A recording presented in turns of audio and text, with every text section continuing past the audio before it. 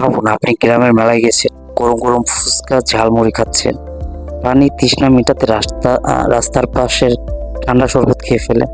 কয়েকদিন পর হঠাৎ শরীর গরম হতে শুরু করলো, মাথা ভারী, শরীর দুর্বল, পেট ব্যথা, আর আপনি বুঝতেই পারলেন না আপনার শরীরে নিঃশব্দে বাসা বেঁধেছে এক বিপজ্জনক রোগ, টাইফয়েড।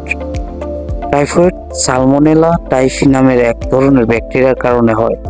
টাইফয়েড জীবাণু দূষিত পানি, নোংরা খাবার, অসাবধানভাবে হাত না ধুয়ে খাবার খেলে আমাদের শরীরে প্রবেশ করে। এটি অন্ত্র দিয়ে রক্তে ছড়িয়ে যায় এবং ধীরে ধীরে পুরো শরীরে প্রভাব ফেলে। টাইফয়েডের লক্ষণ সাধারণত ধীরে ধীরে শুরু হয়। প্রতিদিন ধাপে ধাপে জ্বর বাড়তে থাকে, মাথা ও শরীর ব্যথা হয়, পেট ব্যথা, ডায়রিয়া হয়, ক্ষুধামন্দ, দুর্বলতা, এমনকি ত্বকে ছোট ছোট গোলাপি দাগ দেখা যেতে পারে। চিকিৎসা না করলে অন্ত্র ফেটে গিয়ে জীবন বিপন্ন হতে পারে। টাইফয়েডের চিকিৎসা সঠিক সময়ে শুরু হলে সম্পূর্ণ সেরে ওঠা সম্ভব।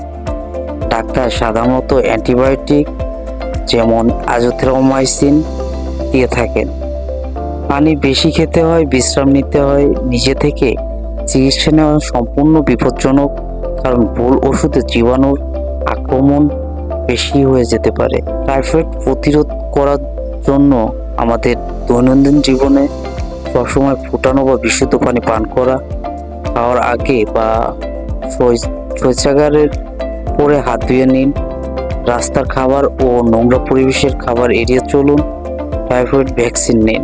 টাইফয়েড থেকে রক্ষা পাওয়ার সেরা উপায় পরিষ্কার পরিচ্ছন্নতা ও সচেতনতা। আপনার একটুখানি সতর্কতা বাঁচতে পারে একটি জীবন। ভিডিওটি ভালো লাগলে অবশ্যই লাইক, কমেন্ট, সাবস্ক্রাইব করবেন এবং বন্ধুদের মাঝে বেশি বেশি শেয়ার করবেন।